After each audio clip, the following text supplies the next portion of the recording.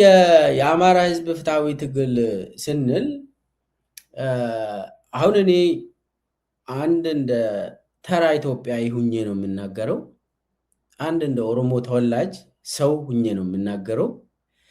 ለማን ነው የምናገረው? ለወንድሜ ለአማራ ህዝብ ነው የምናገረው። አማራ ህዝብ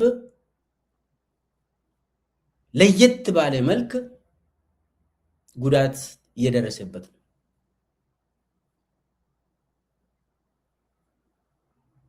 ይህንን ደግሞ የኦሮሞ ህዝብ ይህንን አይቶ አሳልፎ ጉዳቱን በሚገባ ይረዳል። የአማራ ህዝብ ጭቆና ዛሬ ትናንትና የኦሮሞ ህዝብ ታግሎ በህዋት ዘመነ መንግስት የሚባለው የኢህአዴግ ጊዜ የኦሮሞ ህዝብ ታግሎ ነገር ግን መጨረሻ ላይ የማይሆነው ነገር ሆኖብን አብይ አህመድ የሚባል ሰው ኢትዮጵያን ያዘ። ከዛ መጥተው የአማራ ህዝብ ላይ የደረሰው ጉዳይ በጣም አሳሳቢ ስለሆነ ነው። አሁን ስለ አማራ ህዝብ ፍትሃዊ ትግል ስናወራ እኔ አንድ እንደ ኦሮሞ ሰው ስለ ኦሮሞ ለምንድን ነው የታገለው የምለውም ባነሳ ጥሩ ነው። ኦሮሞ እንደ ህዝብ ኢትዮጵያ ውስጥ ለአራት ጥያቄዎች ነው የታገለው። አራት። አንደኛው ለፍትህ ነበር የታገለው። ፍትህን እፈልጋለሁ ብሎ ሲታገል የኦሮሞ ህዝብ ወይ ሀጎስ ይድልኝና ወይ ደግሞ ኩራባቸው ይድና ጫላ መጥቶ ይዝረፈኝ አይደለም፣ ቶለሳ መጥቶ ይግደለኝ አይደለም። ኦሮሞ የታገለው ግድያውን እቃወማለሁ፣ ፍትህን እፈልጋለሁ፣ እስራትን እቃወማለሁ፣ ሰላምን እፈልጋለሁ ብሎ የኦሮሞ ህዝብ ታገለ እንጂ የኦሮሞ ህዝብ አጌንስት ሰው አይደለም፣ አጌንስት ስርዓት ነው የታገለው። አንድ ስርዓት የሚመሩ ሰዎች አሉ። በበላይነት ሀጎስ ከመራ የሀጎስ ሂድና ቶለሳ የሚባል ሰው መጥቶ ይጨፍጭፈኝ አይደለም ጥያቄ። ቶለሳ የሚባል መጥቶ ይጨፍጭፈኝ፣ ሌላው ምንም ይጨፍጭፍ አይደለም የኦሮሞ ህዝብ ጥያቄ። ያንዴ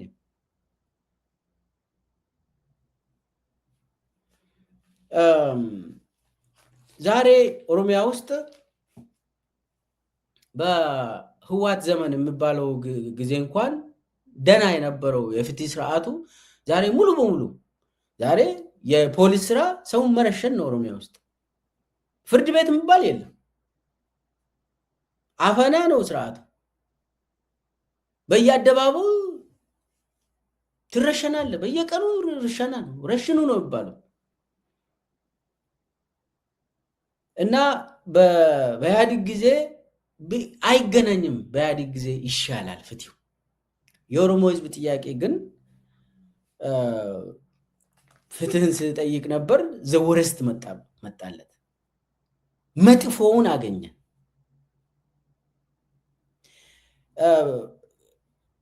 ሌላው ለነፃነት ነበር ኦሮሞ ህዝብ የታገለው። ነፃነት ፈልጋለሁ ብለው ነው ያለምንም ፍራቻ የሚፈልገውን ሰው መርጬ የሚፈልገውን ነገር ተናግሬ መኖር እችላለሁ ብሎ ነው። መኖር አለብኝ፣ ራሴን በራሴ አስተዳድራለሁ ብሎ ነው የታገለው። ነፃ ምርጫ ፈልጋለሁ ብሎ ነው የኦሮሞ ህዝብ የታገለው። ዛሬ ምንድነው ያገኘው የኦሮሞ ህዝብ? ትናንትና እንኳን የነበረችው ምርጫ አይነት የለችም። ትናንትና የነበረችው ራስን በራስ ማስተዳደር እንኳን ዛሬ የለችም። ዛሬ ፈለግከውን ነገር ተናግረ አይደለም አስባል ተብለ ትረሽናል። ዛሬ ኦሮሚያ ውስጥ ምርጫው ያው ሁሉም ሰው የሚያውቀው ዛሬ የዞኑ ዞን ላይ ነው ኮሮጆ የሚሞሉት። አዲስ አበባ ላይ ስካይላይት ነው ኮሮጆዎች የሚሞሉት በአደባባይ እና ይሄ ነው እንግዲህ ዛሬ ምን ፍሪደም ኦፍ ኤክስፕሬሽን የለም። ሰው የሚፈልገውን ቢያንስ በኢህአዴግ ጊዜ ያው ወያኔ ይመራል በሚባልበት ዘመን እንደዚህ ያልሆነ ነፃነት በተወሰነ ደረጃ አለ ለማለት ነው በወያኔ ጊዜ። ዛሬ ግን አፈናው የባሰ ነው የሆነው ለኦሮሞ ህዝብ። ለሌላውስ ትረዳለህ፣ በሚገባ ትረዳለህ። ስለዚህ ይሄ ነፃነት የኦሮሞ ህዝብ ለነፃነት ታግሎ ያገኘው የባሰ ጭቆና ከሆነ ትናንትና ስም ከሆነ ሀጎስ ከተባለ ዛሬው ቶለሳ ከተባለ ገዳዩ እዚህ ላይ ግድያን ነው የምንቃወመው። ማን ገደለ ሳይሆን ማን አፈነ ሳይሆን ማን ጨቆነ ሳይሆን ጭቆናን ነው አይደለ ምንዋጋው ምንታገለው። ስለዚህ የግድ ከቶለሳ ጋር ተናንቀን ነው ያለነው እንደ ኦሮሞ ህዝብ። አትግደለኝ እያለ ነው የኦሮሞ ህዝብ። ቶለሳ አንተ አትግደለኝ እያለ ነው ዛሬ። ሌላውስ አማራ ህዝብስ ምን ይበል?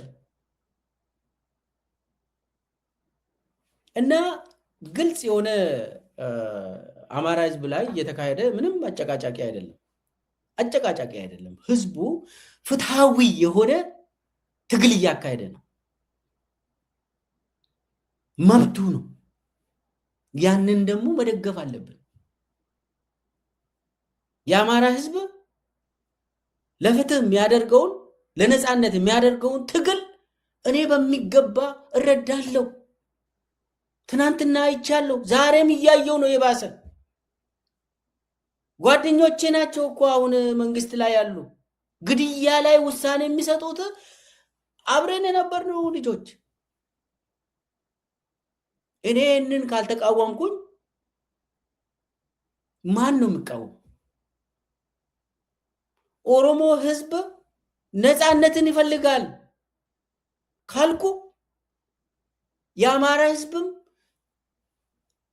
ልክ እንደ ትናንትና እኔ ሳስብ የነበረው ሀጎስ እንደዚህ ያደረገ ብዬ ኦፒዲዮ የሚባል የህወሓት ፍጡር ኦሮሚያን እንደዚህ ያደረገች ስል ዛሬ ደግሞ የብልጽግና የአማራ ብልጽግና አለቆቿ አብይ ይሁን ቶለሳ ይሁን በሚገባ እረዳለሁ ማለት ነው።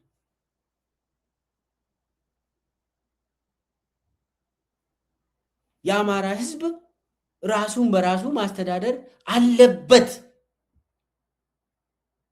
ትዕዛዝ ከአዲስ አበባ አይደለም መሰጠት ያለበት። አሁን አማራ ላይ የተዋቀረው የነፍሰ ገዳይ መዋቅር ብዙ ነው። ከመከላከያ ሰራዊት ጀምሮ እስከ ክልል እስከ ታች ድረስ ሰፊ ነው።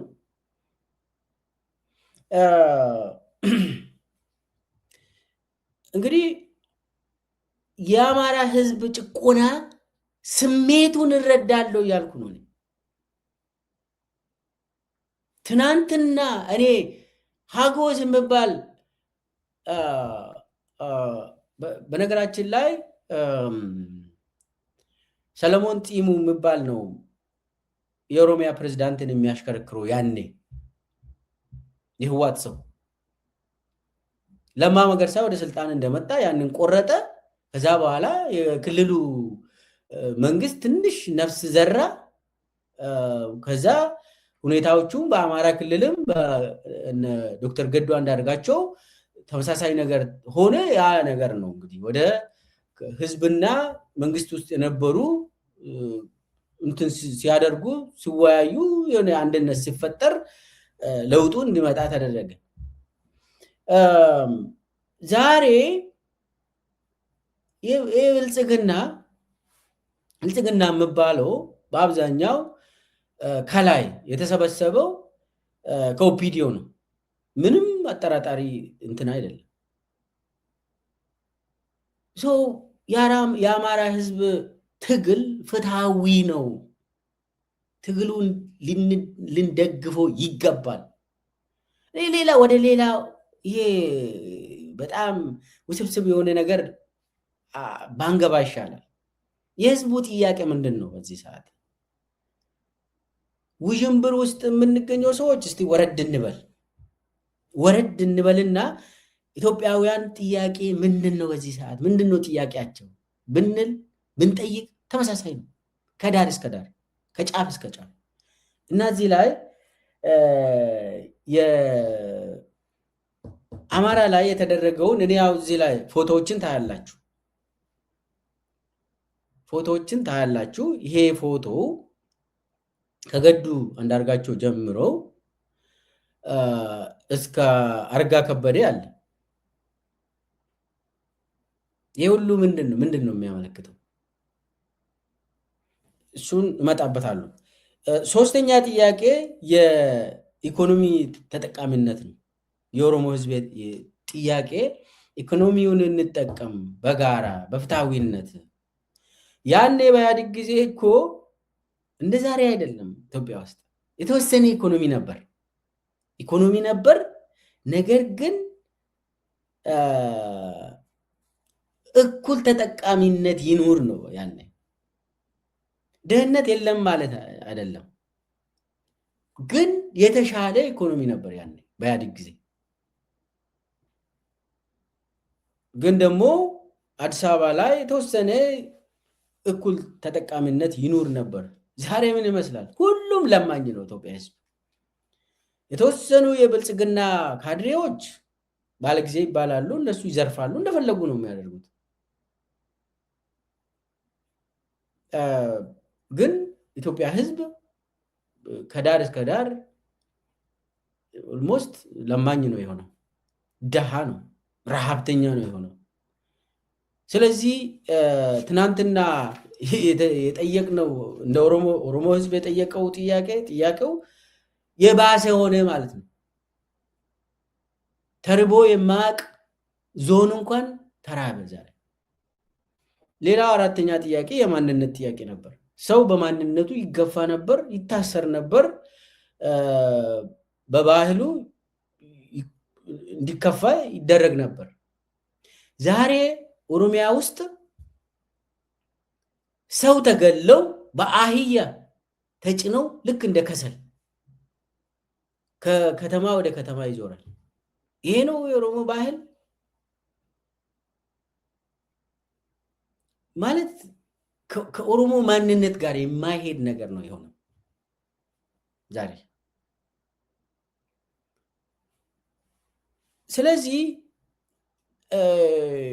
የኦሮሞ ህዝብ ትግል ሲያደርግ የህወሓት ችግር ኦፒዲዮን መፍጠር ነው ከጅምሩ።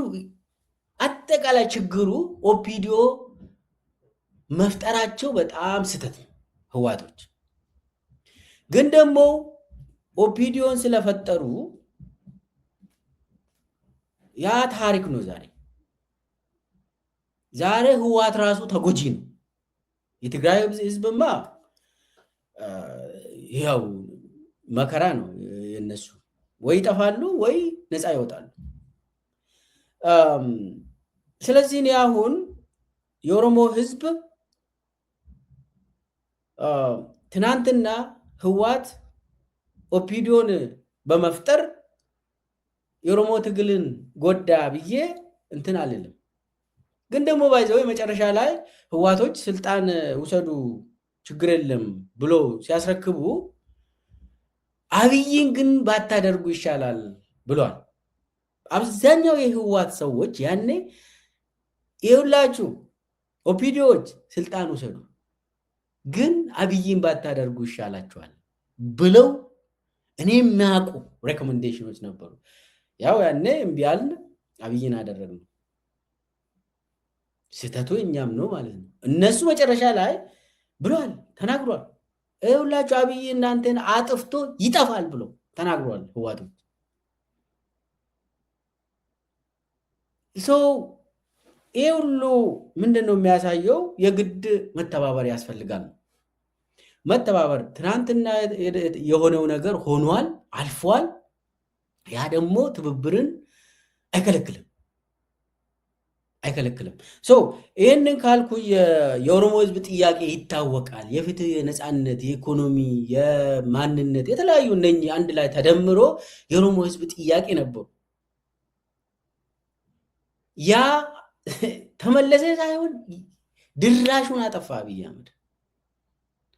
ዛሬ ላይ የአማራ ህዝብ ላይ እየደረሰ ያለው ሰቆቃ ማንም ኦሮሞ ትናንትና ታግሏል ከሆነ የአማራ ህዝብን ትግል መደገፍ አለበት። ትናንትና የኦሮሞ ማንነት፣ የኦሮሞ ፍትህ፣ የኦሮሞ አንድነት ብለን ነፃነት ብለን ኢኮኖሚ ምናምን ብለን ታግለናል ከሆነ የአማራ ህዝብ ትግልን ዛሬ የግዴታ መደገፍ አለብን። ሎጂካል ነው። ምንም የምታጨበረብር ነገር የለም። ስለዚህ አብይ አህመድ መጀመሪያ ላይ ልክ እንደመጣ ነገዱን ሪሙቭ ሲያደርግ ወዴት እያመራ እንደሆነ መታወቅ ነበረበት። ግን አብዛኛው አልነቃንም። ለማ መገርሳን መጀመሪያ ገዱን አነሳ፣ ከዛ ለማን አነሳ፣ ከዛ በኋላ ዶክተር አምባቸው መኮንንን የአማራ ክልል ፕሬዝዳንት አደረገ። 2 ወር 3 ወር እንኳን አላገለገለም። ዶክተር አምባቸው ተገደለ። አብይ አህመድ ዶክተር አምባቸውን ወደ ባህር ዳር የላከው 2 ወር ያው እንዲሞት ነው፣ የታወቀ ነገር። እዛ ጋር ለመግደል ነው፣ ለማስገደል ነው የላከው። ከዛ በኋላ ማን ነው የመጣ አማራ ክልል ላይ? ተመስገን ጥሩነህ ማን ነው? የአብይ ተላላኪ፣ ኢንሳ ውስጥ አብሮ የነበሩ ሰዎች፣ የአብይ እግር የሚያጥብ ሰው አማራ ህዝብ ላይ ተመደበ። ዛሬ ደግሞ የሀገሪቷ ምክትል ጠቅላይ ሚኒስቴር ተብሎ ይሰራል። የአብይ ሰራተኛ። ይህ አገኘው ተሻገር ነው ከዛ በኋላ የመጣው። እሱ ደግሞ ያኔ ትግራይ ጦርነት ጊዜ ክተት ብሎ አማራ ህዝብን ተነስ ብሎ አማራ ህዝብ እንዳለ እንዲያልቅ እንዲጨፈጨፍ አደረገ። ህዝብ ለህዝብ አማራ ህዝብና ትግራይ ህዝብ ጠላት ናቸው ብሎ በአደባባይ ሲያወራ የነበረው ሰውዬ ያው አብይ ቀኝ እጅ ነው። እንደዛ እያለ መጣ እና ይሄ ሁሉ የሚገርማችሁ ደግሞ በኦሮሚያ ገዱና ለማ አንድ ላይ ነው አይደል የተነሱት። ከኦሮሚያ ለማ መገርሳ ሲነሳ እነ ገዱም ተነሱ። ለማ ቦታ የተቀመጠው ሽመልስ አብዲሳ ነው። ሽመልስ አብዲሳ ብቻው ቁጭ ብሎ ኦሮሚያ ውስጥ ግድያውን ይመራል። እሱ አይነካም፣ ሽመልስ አይነካም። ቁጥር 1 ነፍሰ ገዳይ የአብይ ነፍሰ ገዳይ በመሆኑ እንደ ሽመልስንም ፈልጌ አላገኝም ብሏል አብይ። ለማን ከበላ በኋላ ሽመልስን አመጣ ኦሮሚያ ላይ። አማራ ክልል ላይ ስንት ሰው ነው የተመደበው? ከዛ በኋላ አረጋ ከበደም አትቆይም፣ እዛ ትቀየራለች። ለምን? ተልኳን ያው አብይ ይመድባል፣ ተልኮ አለ። ያንን ከጨረስክ በኋላ ሌላ ሰው ያስቀምጣል። አሁን ለምን አማራ ክልል ላይ እንደዚህም የአብይ አገልጋይ ሁንም አምንም አብይ ያነሳል። አሁን የአማራ ክልል ፕሬዝዳንቶች በአብይ ዘመን 6ኛ ላይ ደርሷል። 6ኛ ላይ ደርሷል። የኦሮሚያ ፕሬዝዳንትስ አንድ ሰው ነው፣ ሽሜ ነው። በቃ ቁጭ ብሎ እዛ አይነካም። እሱ አይነካም። ለምን? ሽመልስን አይጠረጥርም። አብይ ይክለኛል ብሎ አይጠረጥርም። ልጄ ነው፣ ብዙ ዓመት የለፋውበት ሰው ነው። እኔ እንደምለው እንትን ብሎ የራሱ እንደራሴ ነው። በቃ እንደራሴ የአብይ እንደራሴ ሆኖ ስለሚያገለግል ሽሜን አይነካም አይነካም። የአማራ ክልሉን የአማራ ብልጽግናዎችን ዩዝ ኤንድ ትሮው ነው የሚያደርገው። ይጠቀማል፣ ይጥላል፣ ይጠቀማል፣ ከዛ ያባራል፣ የሆነ ቦታ ያስቀምጣል። ይልቃል የት አለ? የት ነው የሄደው? ኤኒዌይስ በቃ ይሄ ነው የአማራ ህዝብን በፍጹም አብይ አምን። ወደኋላ መለስ ብላችሁ የኦሮሚያ ክልል ፕሬዚዳንቶች በኢህአዴግ ጊዜ ብትቆጥሩት ብዛቱ ይበዛል። በየጊዜ ይለውጣሉ። ያለ በየጊዜ ወደ 9 አካባቢ ነው ምናምን የተሾመው ኦሮሚያ ላይ በኢህአዴግ ጊዜ። አሁን በአብይ ጊዜ አማራ ክልል ላይ የሚታዩት እንግዲህ 7ኛው ሰው ሊመጣ ይችላል። ሰሞኑ አሁን ጀነራሎችን እያስቀመጠ ነው አብይ። ከዛ ቀጥሎ አረጋንም ሊያባርር ይችላል። ምን ለማለት ነው እዚህ ላይ እኔ የዚህ የነኚህ ተላላኪዎች ይኸውላችሁ እዚህ ላይ ለማና ገዱ በግድ ነው የተነሱት። በግድ ነው ስላችሁ አሞኛል ብሎ አብይ አህመድ አግዙኝ፣ ወደ ፌደራል ነውና አግዙኝ ብሎ አያሉ እምቢ እያሉ ነው የተነሱት። ከዛ በኋላ ያለው ስርዓት የአብይ ስርዓት ነው። ኤኒዌይስ አሁን የአማራ ህዝብ እንደዚህ ሆኖ አይታመንም። ስለዚህ የአማራ ህዝብ ትግል ለፍትህ የሚያደርገው፣ ለነፃነት የሚያደርገው፣ ለኢኮኖሚ ተጠቃሚነት የሚያደርገው፣ ለማንነቱ ትግል የሚያደርገውን መደገፍ ግዴታ ነው የሚሆነው ለሰርቫይቫል ስለሆነ።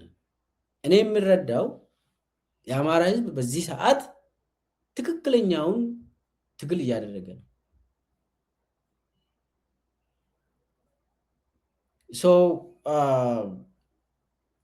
አንዳንድ ኤሊቶች ከመስመር ስንወጣ አሉ የህዝብን ፍላጎት ከግምት ውስጥ ያላስገባ ነገር አንዳንድ ሰዎች ሲያደርጉ አሉ። ያ የህዝብን ችግር አይፈታም። የኢትዮጵያ ህዝብ ጥያቄ ይተሳሰራል፣ ተመሳሳይም ነው። አንዱን አስደስተ ሌላውን የሆነ መጉዳት አትችልም። አይቆይም ጉዳዩ። እንዲህ አይነት ውሳኔ ዋጋ የለው። ስለዚህ ትግሎቹ በጋራ ነው መሆን ያለባቸው። ትግሎቹ የሆነ መናበብ ያስፈልጋል። ጥያቄዎቻችን አንዱን አስደስቶ ሌላውን የሚያስከፋ ከሆነ ዋጋ የለንም። ስለዚህ የአማራ ህዝብ ጥያቄ እኔ በሚገባ እረዳለሁ። ትናንትና የታገልኩት ነገር እንደው ነፃነቱን ሳናገኝ የከፋ ስርዓት አገኘ ነው። የአማራ ህዝብ ደግሞ በአዲስ መልክ በነ አብይ በነ ፍቃዱ ተሰማ በነ አዳነች አቤቤ እንደዚህ ሲሆን በነ ሽመልስ አብዲሳ እንደዚህ ሲሰቃይ የአማራ ህዝብ ዝም ማለት የለብንም።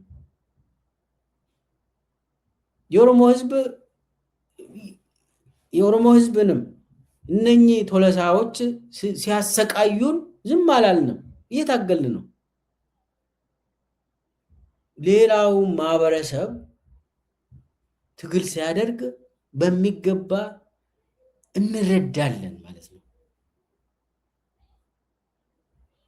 ጀንውን ነው ትግሉ። አንዱ ይሄ ነው።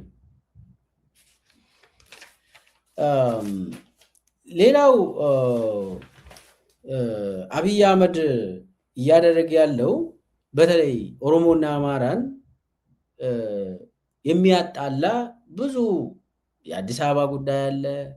በየቦታ ደግሞ አብይ የሚፈለፍላቸው ሸኔ ፋኖ ምናምን ብሎ ራሱ የሚፈጥራቸው ጉዳዮች አሉ። እዚህ ላይም በጥንቃቄ ካላየ ነው የአብይ ወጥመድ ውስጥ ነው የምንገባው። የአማራ ህዝብ ትግል በኢትዮጵያ በሁሉም አካባቢ ነፃነትን ይፈልጋል። ህዝቡ ኦሮሞም ነፃነትን ይፈልጋል። ትግራዋይም ነፃነትን ይፈልጋል። ሁሉም ኢትዮጵያውያን ፍትህ፣ ነፃነትን ይፈልጋሉ። ስለዚህ የአብይን ወጥመድ ውስጥ ከገባን ግን የማይሆን ነገር ነው የምናደርገው። የምናደርገው ለፍትህ ሳይሆን ሌላ ነገር ነው። አብይ ለማጋጨት ነው። ዋጋ የሌለው ዝም ብሎ የሚያጋጭ ነገር ነው አብይ የሚያደርገው። ስለዚህ ያንን የትም ቦታ ይኑሩ ማንኛውም ዜጎች አንድ ላይ ሆኖ ስርዓቱን ማሸነፍ ነው። ስርዓቱን ማሸነፍ ነው። ያ ነው የነፃነት መንገድ። ግን ሆሪዞንታል የጎንዮሽ ስታደርግ ተጠቃሚው የአብይ ነው። አብይ ይጠቀማል።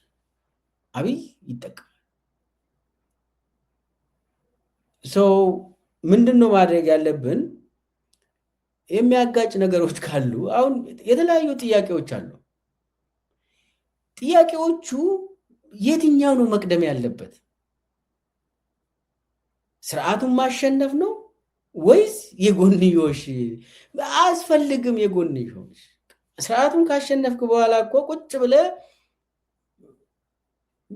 አጨቃጫቂ የሆኑ ቦታዎች ካሉ ትፈታለህ። ግን ዛሬ አዲስ አበባ ላይ የተቀመጠ አንድ አውሬ ጭራቅ አብይ የሚባለውን እንትን እዛ ትተህ የምታደርገው መግለጫ የምታወጣም ከሆነ ምንም አይጠቅምም። ያ ስርዓቱን ነው የሚጠቅመው። ለነገ ይደር የምትለው ነገር ይኖራል። ቅደም ተከተል በዛ መሰረት ማስቀመጥ ያስፈልጋል። በየቦታ አብይ የቀበራቸው ፈንጆችን እየረገጥክ በሄድክ ቁጥር ዋጋ የለም። ስለዚህ አብይ የሚያስቀምጥልህን ፈንጆችን በሚገባ እያየ ይህ ፈንጅ ላይ ሳይፈነዳ ህዝቡን ሳይጎዳ ፈንጁን ቀስ ብለህ ማውጣት አለበት። መዓት ፈንጆችን እየቀበረ ነው አብይ። የሚፈነዱ ናቸው። እነኚህ ደግሞ ለነገም እንኳን በጣም ከባድ የሆኑ ፈንጆችን እየቀበረልን ነው አብይ አህመድ። ይህንን ደግሞ ዛሬ አናይም፣ አንረዳም። ነገ ተጎጂ ነው የምንሆነው። በሰከነ መንገድ ካላየ ነው በየቦታ አገኘው ብለን እንትኑ ላይ ከዘለል ነው አበባ የመሰለው በጣም ፈንጅ ነው። ብዙ ዲቴል አልገባበትም። ሌላ ጊዜ የቱ ጋ ነው ፈንጆቹ የተቀበሩት የሚለው በየጊዜው እናወራለን። ይሄ ወልቃይት የሚባለው አሁን ደግሞ አዲስ አበባን እንደ ካርድ አምጥተዋል። ወለጋ ላይ አብይ እያደረገ ያለው በጣም ከባድ የሆነ መሰሪ፣ ከዚህም በፊት ወሎ ላይ ሲያደርግ የነበረው በየቦታ አለ። ብዙ ቦታ የአብይ ፈንጆች፣ አርሲ ውስጥም አብይ ፈንጆችን ቀብሯል። በየቦታ ፈንጆች አሉ። እነሱ አብይ የቀበረውን ፈንጅ በስነ ስርዓት በተረጋጋ መንፈስ አይተ ካላወጣ ፊት ላይ ይፈነዳል። እሱን በሚገባ ማየት ያስፈልጋል። በአጠቃላይ የአማራ ህዝብ ትግል መደገፍ ያለበት ነው። ፍትሃዊ ትግል ነው። ምንም ጥርጥር የለም። ህዝቡ ያሸንፋል። ህዝቡ ለነፃነቱ የሚያደርገውን ትግል ያሸንፋል።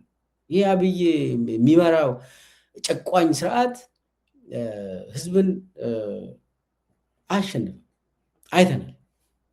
ኦሮሚያ ላይ የኦሮሞ ነፃነት ሰራዊትን አጠፋለሁ ብሎ 8 ዓመት ተዋጋ። ነገር ግን እዛ ተቃራኒ ሆኖ የኦሮሞ ነፃነት ሰራዊት እስከ ሱሉልታ ድረስ ለአብይ መጥቶለታል።